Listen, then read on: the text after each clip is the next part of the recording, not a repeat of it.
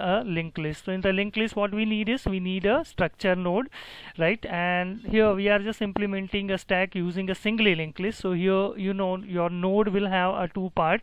One is a data and second is a pointer, which will point to the next node. Another thing that you need is you need a top pointer, and initially when the program is started by the user, your top variable pointer top will be initialized with the null, right? Then we have return a push function. So in the push function, obviously whenever user is calling a push function, user will pass the value here, right? And that value that user wish to insert into the stack. So you know, whenever we are inserting the value, first we need to create the node, right? New node. And for that purpose, what I have done is I have taken a structure node pointer variable, right? So this is a, we can say, pointer variable. New one is a pointer variable which will point to the newly created node. Now what you need to do is you just have to create the node, and we know that whenever we want to create the node, at that time we just need to use a malloc function. So here we are just calling a malloc function and we are just creating a node. And you know, in the memory address where the new node is created, that address malloc function will returns you, which we are storing into the new one pointer. Suppose in the case where, you know, your entire memory is full and there is no space is there, so at that time malloc, you know, will not be able to create a node into the memory, right? So malloc will fail to create the node. Why? Because our memory is full. So at that time, instead of address, malloc function will return what? Null into the new one pointer. So here we, after, you know, malloc syntax, we will just check whether the new one is null or not. If new one is null, obviously we will just give a message to the user, stack overflow, memory is overflow, memory is full, right? There is no space is there in the memory. So obviously if the memory is full, if you are not be able to locate the space for the newer node, at that time we will just return from this particular function. Otherwise what we need to do is whatever new node is created in its data part, you just need to put the value that is user has passed when user has called this particular function. Then your top pointer should point whatever value is there in your we can say top pointer, right? That you need to put into the next part of the new node, right? And in that way what you need to do is the last instruction is now your top pointer should point to the recently created newly created node, right? So obviously whenever user is inserting a new value, your top pointer should point to that value, right? So you know, we have done a discussion how can we insert the, you know, node, right? Let's suppose if user say again I just want to push one more value, already 3 values inserted by the user, and suppose if user say I just want to insert, you know, 20, right? So at that time what we are doing is first we have declared the pointer variable. So here, you know, your new one will be something like this. Your new one pointer is declared, right? And then what you have done is you have called a function which is called a malloc function. So here what malloc function will do, it will check your memory.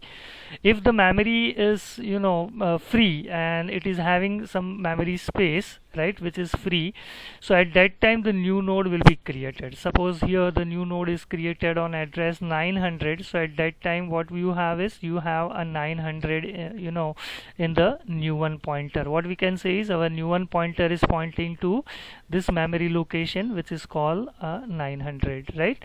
And here the new node gets created.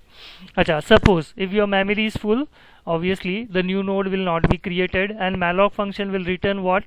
Null into the new one. So later on we are just checking after this syntax call a malloc syntax, right? If new one is null, that means your memory is full, we didn't get space for new node, right? So at that time what we are doing is we are just simply printing the message that the stack is overflow, memory is full, and we cannot do anything in that case. So we are just coming out of this function. So we have returned a return keyword. We have used a return keyword, right?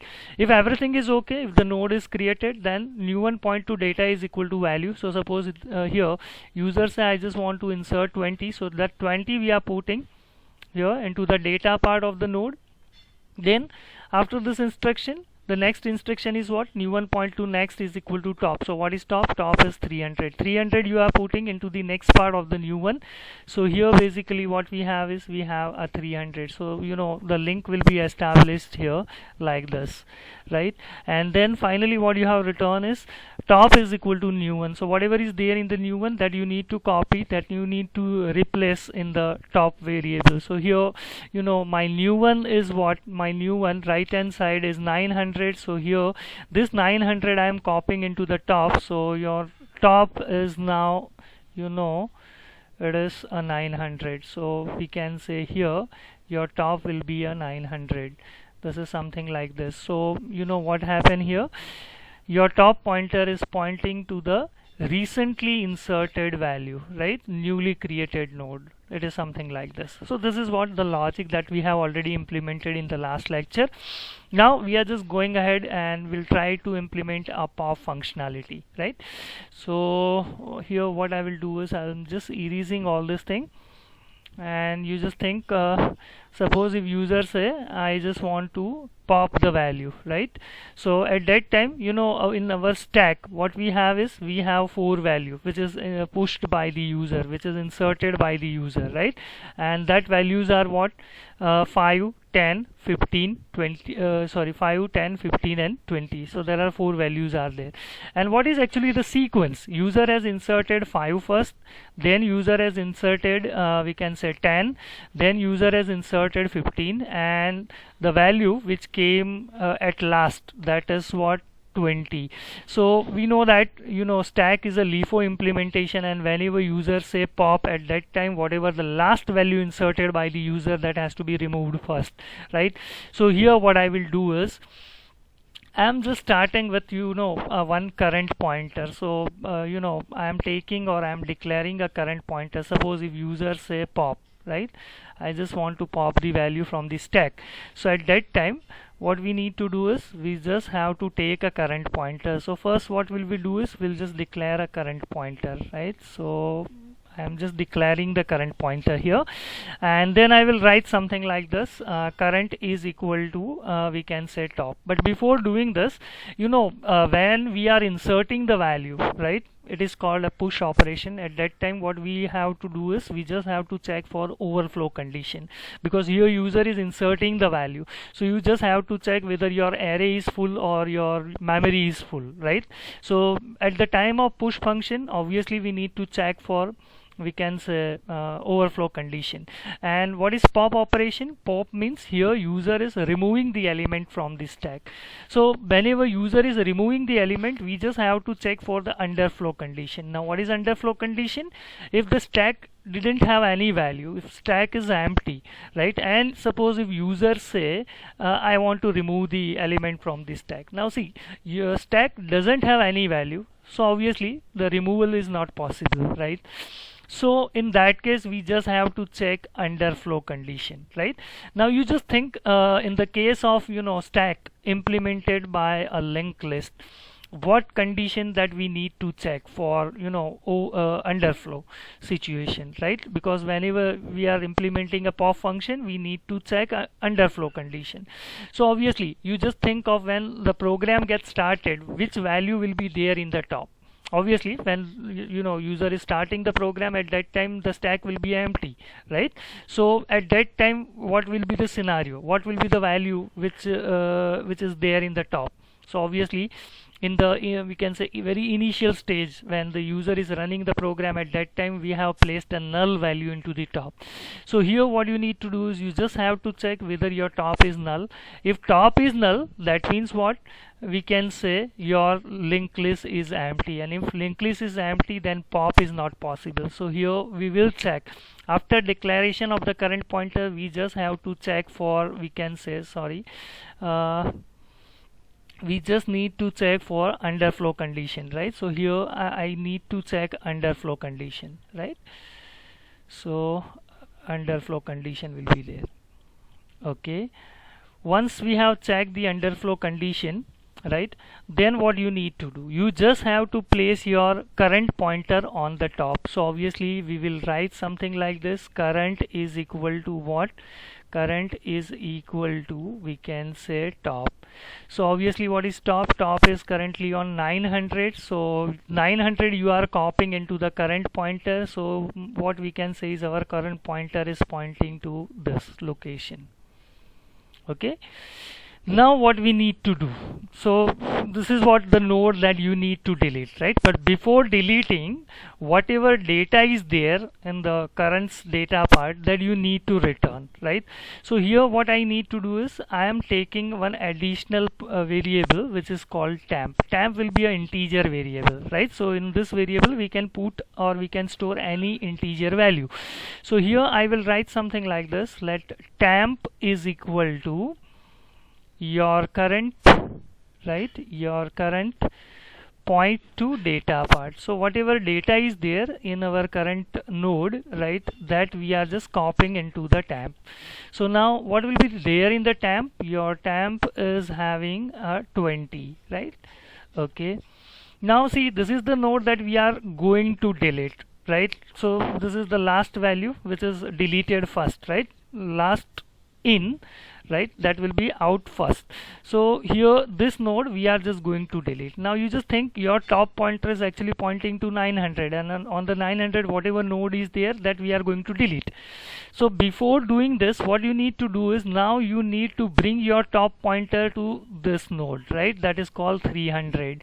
So here whatever is there 300, that I need to put it into the top variable. So here I will just write something like this: top is equal to, right, top point to next, right? So top point to next. Here what is top? Top is 900. What is there in the next part of this 900 node? Obviously the next part is having this thing 300. I'm just changing the color so you know, right? So here 300 is there. So this means what?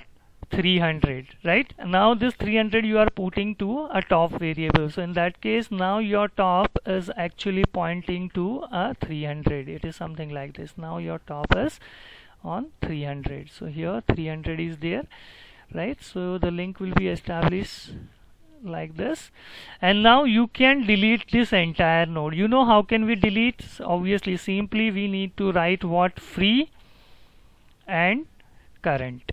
So if this syntax will be executed by the system, at that time you know that this memory location will be declared as a free memory location, right? Now this node will not be available into the memory, right? So this is something, this entire node will be deleted. Okay, so this is something like this.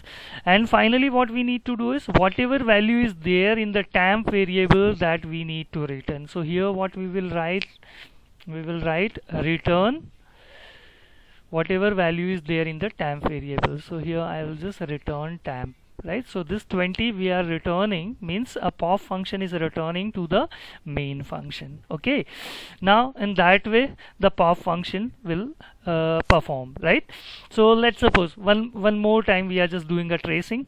So let now suppose again user say I want to do the pop, right? So first what we have done is we have taken a two variable. One is a temp variable, second is a current. Current is a type of struct node pointer. Temp is a simple integer variable, right? So here what I am having is I am having a temp, and I am having one more variable that is called a current variable. Current is a pointer variable. Fine. Now we are just checking for the underflow condition. So what will be the underflow condition? If top is null, that means the top is not pointing to any node, so stack is empty. Stack is empty, obviously we cannot pop any element from the stack.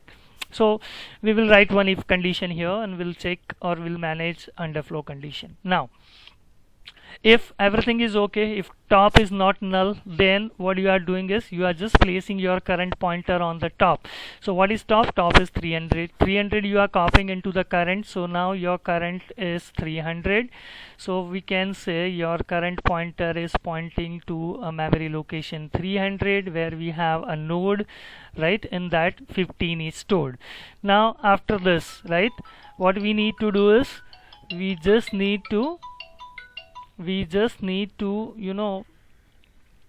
check this thing, right?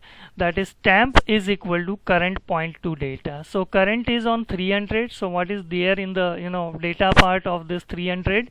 15. So here 15 will be stored, or 15 I am storing into the temp variable, right? Now what you need to do is, here we have returned top is equal to top point to next. So what is top? Top is 300. What is there in the next part of the top? So in the next part of this 300 we have 200. So this means what? This entire thing means, the right hand side means it is a 200, and this 200 you are just giving to the top. So obviously now what happened? Now your top pointer will have 200. So we can say here what we have is, we have a 200. So this is 200, this is something like this, and it is this, right?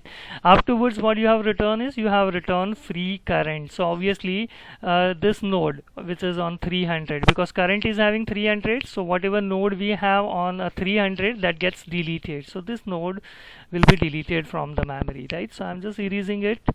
So this node will be deleted like this, right? And now what we are doing is, we are just returning the value whatever is there in the temp variable. So what is there in the temp? We have 15. So 15 we are just returning, right, to the main function, right? Similarly, let if you delete this node, and finally if you are deleting this node, at that time what happened? Whatever is here in the next part of the top, that will be given to the top, right? So top is equal to top point to next, right? So at that time your top will becomes null, right? So whenever user is inserting the last node, whenever user is inserting this 15, afterwards what happened? Your top will become null. And suppose if top is null and then again user is calling a pop function, obviously at that time the pop function will show the message that is stack underflow. Are you getting this? So I think the logic is clearer to all the student. And now what will we do is, we are just going to our code block and we will try to implement this pop functionality, right? Now see here, pop function is every time returning an integer value, right? 5, 10, 15, whatever the last value is inserted by the user, that we need to return. So obviously the return type of this pop function will be an integer. So here what I will do is, we'll just write, we can say pop function, right? So here pop function we are implementing. Now first return type will be int, and we can say pop, right? See here, I need to declare one integer variable. So I'm just declaring integer variable, that is a temp. We need a one pointer variable which can point to any node. So here I'm just taking struct node pointer current, right? Now what we need to do is, we just have to check whether your top is null or not. So here I'm just checking if top is equal to null. That means what? That means our stack is empty. And if the stack is empty, which condition? It is called underflow condition, right? So we are just writing underflow or stack underflow, right? And if stack underflow condition is there, so we don't have to do anything, we just have to use a return. But make sure here our pop function is returning integer, so I am writing return 0. If everything is okay, then what we need to do is, first we have to point, or we have to set our current pointer on the top. So I am just writing current is equal to what? Top, right? Then whatever data element is there in the current node, that we need to copy into the temp. So I am writing temp is equal to current point to data. Now you just have to move your top pointer to the next node, because this is the node that we are going to delete, right? So here I am writing top is equal to top point to next. Suppose if something is there in your mind that, sir, instead of this top is equal to top point to next, can we write top is equal to current point to next? Yes, because you know here top pointer and current pointer both are pointing to the same node, right? So if you are writing top is equal to top point to next, or if you are writing top is equal to current point to next, both the thing are same, right?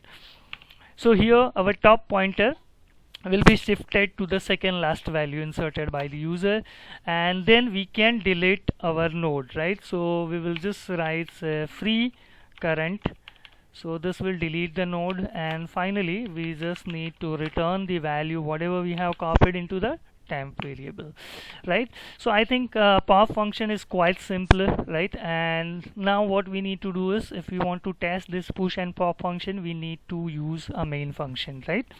So here I'm just writing a main function.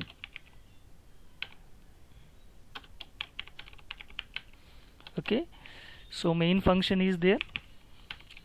Now here what I will do is, I'll just write a void main, and if we want to implement a main function, we just need to take a two value. One is for choice and second is a value which we are taking from the user. We'll just start with a do while loop, and first we just need to make a menu, right? So here I'm just making a menu. So this will be, you know, my menu /n, and then I'm just making a menu, right? Okay, then the same line I'm just copying.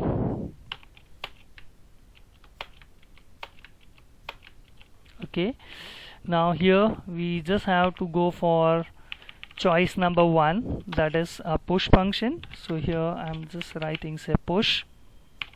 Okay, similarly here we just need to give an option for pop function. So here I'm just calling a pop function. Similarly our option number 3, that will be exit. So you know, here option number 3, that is exit, and here we just need to complete the menu, right? So I'm just completing the menu. Okay, now once this is done, we need to take a choice from the user. So I'm just taking a choice. Let enter your choice, right? So user will see the menu and user will enter his or her choice. So here scanf, the choice obviously we are taking into the, you know, ch variable, and then we'll check if ch is equal to 1, that means user has chosen which option? Push options, right? So we need to take a value from the user, right? So enter value, and this value we need to scan into the val variable. So here we can say, right? And finally we just need to call a push function, and we just have to pass this value, right? Okay, else if, suppose if the choice is not 1, choice is 2, obviously user has chosen a pop option, right? So here what I will do is, I am just calling a pop function. Now see, pop function is returning an integer value. So whenever you are calling a pop function, at the left hand side you need to place an integer value. And finally we will write printf /n value popped,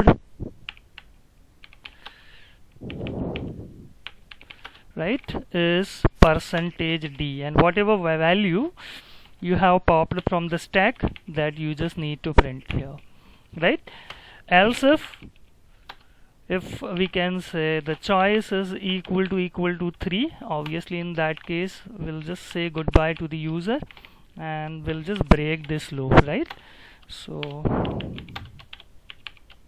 and then we'll just break this loop, right? Okay, else if user has not given a choice 1, 2 or 3, we will just print a message that is we can say invalid choice, right? Okay, and now what we need to do is we just need to close our while loop, right? So here I'm just closing a while loop. So while ch does not becomes 3, because 3 is a choice for quit, right? So this is done.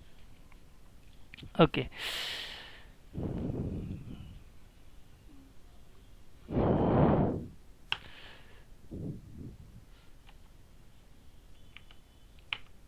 fine, and this one. Okay, now we'll just save the program and we'll just try to execute it, right? So it is showing push, pop and exit. I'm just going for option number 1. I'm giving a value 5, so 5 is pushed into the stack. Again push, I just want to insert another value, that is 10, so 5 and 10 we have pushed into the stack. Again I am just pushing one more value, so 15. So now which values are there in the stack? We have 5, then 10, then 15. Now I am just going ahead with the option number 2, that is a pop. So which is the last value which is inserted by the user? It was 15, so the 15 will be popped. Again if you say 2, so the second last value, that 10 will be popped from the stack. Again if you go for a pop choice, right, so in that case value 5 will be popped. Now we know that we have inserted 3 value, 5, 10, 15, and when we have removed the element 15, 10 and 5, all elements are deleted. So now suppose if user is choosing this option which is called a 2, so at that time it will give the message that is a stack underflow, right, because there is no values there in the stack. Fine, so this is what how can we implement we can say a stack or logic of stack or stack data structure using a linked list, right? So stack can be implemented in a two way. One is you can take an array, and then by taking an array you can implement the stack. Another one is you can also implement the stack using a linked list, right? Fine, now here you can also develop two more function. One is called a peep, and another one that is a change or replace, right? So what I suggest is you just go ahead and try to write down your own logic for peep and replace. Fine, and suppose if you are facing any problem or if you are not be implemented it properly, in that case you just write me on my Telegram channel, so we will discuss that thing into one more lecture, right? So I think it's quite simpler and you people will easily implement those functionality, that is called peep and change, right? So stack is basically having push function, pop function, peep and change. So if you are implementing this 4 functionality here too, that means your program will be completed, right? Okay, fine. Now once we have made or once we have implemented a stack using a array and linked list, then we will just go ahead with we can say it's applications. Fine, so as I have already told you that where we can use a stack. So fine, we can use a stack if you want to reverse a string, right? So if you want to reverse the string, then you can use a stack, right? So this is the first use. What is the second use? Obviously it can be used for Polish and reverse Polish notations, right? I have already discussed that thing. So in the Polish and reverse Polish notation, right? So this reverse Polish notation, instead of reverse I am just writing R, right? Reverse Polish notation, right? So if you have an expression which is in a infix, and if you want to convert it into the prefix or postfix, prefix is is a Polish notation, postfix is what, it's a reverse Polish notation. Fine, third one, that is called a backtracking, right? So I have already discussed what is actually backtracking, and here there is one puzzle is there, backtracking, right? So this will be a third application. One more application is there, which is you can entirely replace we can say recursion, right? If you have a program which is using recursion, right? And if you want to convert that program, right, without recursion, again the stack will help you out. So stack is a good replacement of the recursion, right? So if any program you have which is in that recursion is implemented to perform some functionality, right, if you want to replace that recursion, obviously the stack will help you out. So obviously, how can we reverse the string, right, using a stack? Already we have done a program of it and we have already discussed it. Now backtracking, it is not there in your syllabus, but if you want to see that program of how to solve that 8 queen puzzle, I'll show you into the next session, right? Today we'll discuss this thing, which is called how can we implement a Polish and a reverse Polish notation. Basically, when we are writing the expression at that time, we are writing the expression in this way, right? This is called infix expression. Right now, this is called infix expression. Infix expression means what? In the infix expression, operator will come in between. So here plus is what? It is called operator, right? So plus is nothing, it is a operator. And what is we can say this 2 and 3. So this 2 and 3, this 2 and 3, these are the operands, right? So these are the operands. Okay, now normally in our day-to-day life operation we are using this thing, right? This is called infix expression. This expression is nothing, it is called a infix expression, right? Why it is called a infix expression? Because here the operator is in between of operands, right? So operator is coming in between, so it is called a infix expression, right? Infix expression is we are using in our day-to-day life, right? But the thing is that if it's a very simpler, we can say, right? 2 plus 3, everybody can understand, yes sir, 2 plus 3, that means it's a 5, right? But the thing is that on the basis of this expression, if we are trying to design the circuitry of a calculator or CPU, right, which can perform arithmetic operation like addition, subtraction, multiplication, division, then it will be very difficult, right? It will be next to impossible, right? So what we need to do is, so here the infix expression that can be converted into a prefix expression. So the another expression is what? It is called a prefix expression.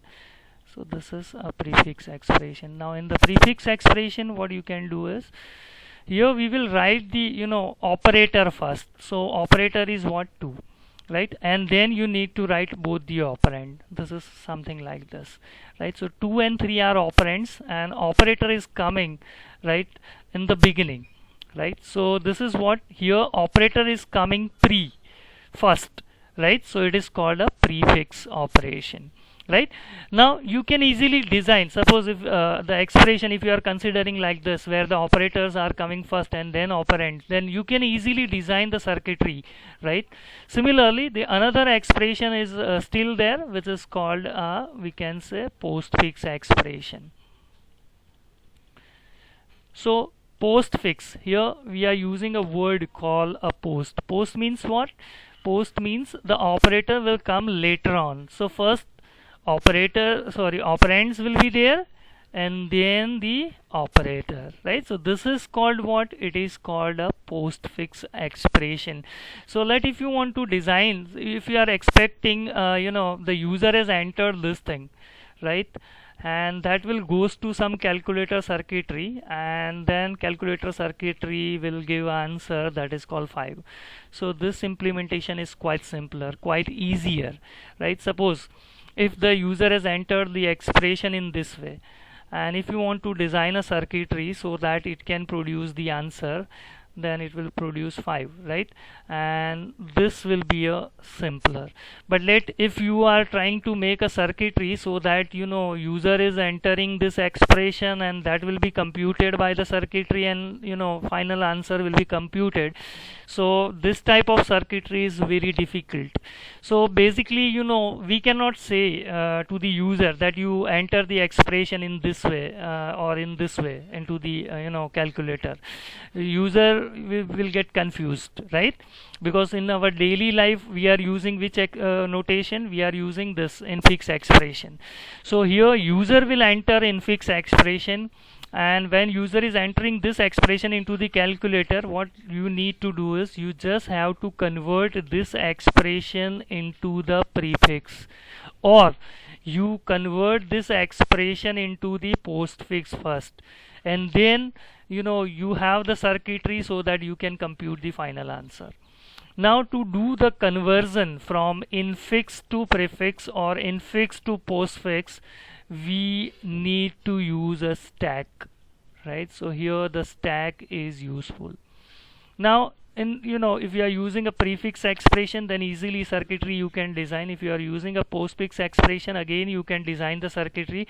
So both options are suitable for designing of circuitry of a calculator, right? So obviously from this two, any one has to be chosen, right? So which is chosen.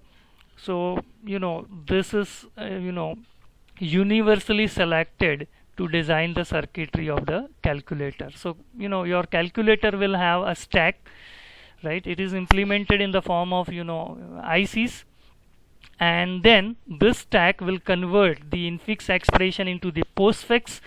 Then your calculator will have one more circuitry, so that from this postfix expression it can easily calculate the answer.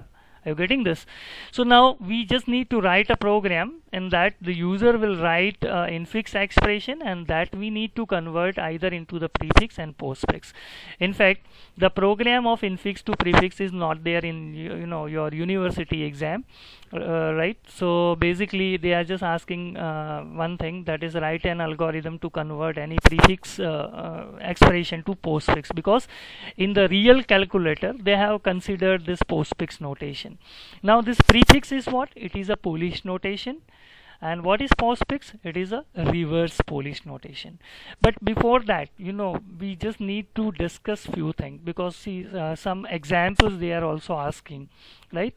So the priority that we should know, the highest priority is given to what? It is called the parenthesis. Then either exponents, right, or exponent, many times they are writing in some book they are using a dollar sign to denote the we can say exponent. In some book they are using caret, in some book they are using this dollar. So whatever symbol is given in the your examination, you just have to consider this caret, and this dollar is nothing, it is called exponent of operation, right? Power operation, power function. Okay, then the priority will be given to what? Into and division. Then priority will be given to what? Modulo sign. Then priority will be given to what? Plus and minus sign, right? So these are what basically these are the priority. Already I think in the semester 1, when you have learned the operator, આટલું જ નહીં, આના સિવાય પણ there are so many operators are there, but basically આપણા કેસની અંદર આટલા operator આવશે in the, we can say, that expression, right? So you should know the priority. That is the first thing. Second is associativity rule. Suppose if you have written an expression like this, 2 plus 3 and plus 5, so here plus and plus, two operators are there and both are plus, so obviously their priority is 3, right? Okay, it's not 3, we can say the priority is 1, right? Suppose if we are considering a higher priority, then this will be a 1, this will be a 2, then 3, then 4, and then 5, right? So both the operator is having a priority 5, right? So in that case system will do what? So system will apply associativity rule, so that will be left to right. So computer will compute this 5 first, then 5 will be added to the 5, and then the computer will compute what? 10, right? In the case of what? The same priority is there. Suppose if this is the thing, 2 plus 3 into 5, in that case what computer will do? Obviously multiplication will have a highest priority, right? It is having highest priority. So here the multiplication will be performed first. So 2 plus 15 will be there, and then the final answer will be what? 17. So we will go into the detail of how can we convert this infix expression to prefix and postfix, but before this you should know the priorities of the various operator. Fine. Now we have few we can say expression, and we just need to convert it into a postfix and prefix, right? So I think this is the infix expression and we need to convert it into the prefix and postfix. How can we do this? So fine, here what will we do is, the expression is what? A plus B, right? You just need to convert it into the prefix first. In the prefix, what will be there first? Obviously whatever operator is there, that we need to write it down first. So plus, that is the operator, and then operands. Operands are A and B. So this will be what? It is a prefix, right? How can we convert this expression A plus B into the postfix? Obviously it is quite simple. In the postfix, operator will come at last, right? First operand will be there. So what you need to do is, you just need to write AB and then plus. Fine, clear? So this will be a prefix, and this will be what? Here this infix expression we have converted into what? Postfix. Fine, postfix. Okay, we'll take the another example. Let's suppose A plus B into C is given. How can we convert it into the prefix and postfix? See, here I have written the answer, right? Prefix of this A plus B will be this plus AB, and postfix will be AB plus. Now suppose this is the expression A plus B into C. This is given, and you just have to check or compute its prefix and postfix. How can we do this? So A plus B into C. Okay, so first what I need to do is, I need to check the priority. Obviously multiplication is having a highest priority, so I need to convert this into the postfix first. So what I will do is, I am having A plus, I am just writing this whole thing into the postfix. So I will use operator first and then operand. Clear? Now here you have the expression. This is the first operand, this is the second operand, and this is the operator, right?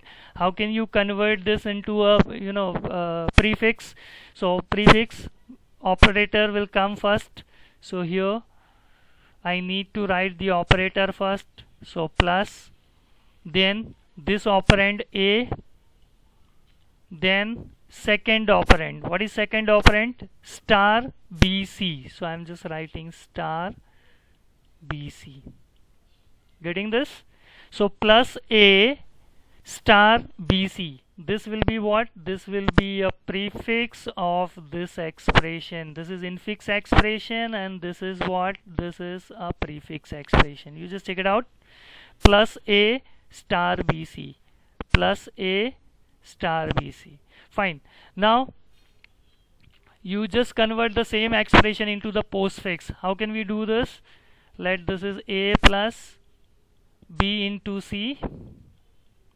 Fine. So first the priority will be given to what? This, because into is having, multiplication is having highest precedence than plus sign. So you just need to convert this into the postfix. Now postfix says operator has to come last, first operand has to be there. So here I will write A plus, and I will just convert this BC into the postfix. So operator first, B and C operator first, and then this into. Okay, now your expression is having two operand. This is first operand, this is second operand, and this is the operator, right? What we are doing into the postfix, operator will come later on, first operand will come. So what are the operands? A is the operand. Which is the another operand? B, C star. So here you need to write B, C and star, right? And afterwards A first operand BC star, second operand, both you have considered, so later on operator will be there. Fine. So the postfix of this infix expression will be what? ABC star plus. Are you getting this? C ABC star plus. Fine. I think the time is up and I need to keep my session end here. So obviously the rest of the example that we will discuss it into the next session, but what I suggest is you just write this expression, you just write an infix expression, don't write this prefix and postfix. Okay, we'll do this thing. Okay, now you just see and write down, note down the rest of the infix expression and try to convert it into the prefix and postfix your own, right?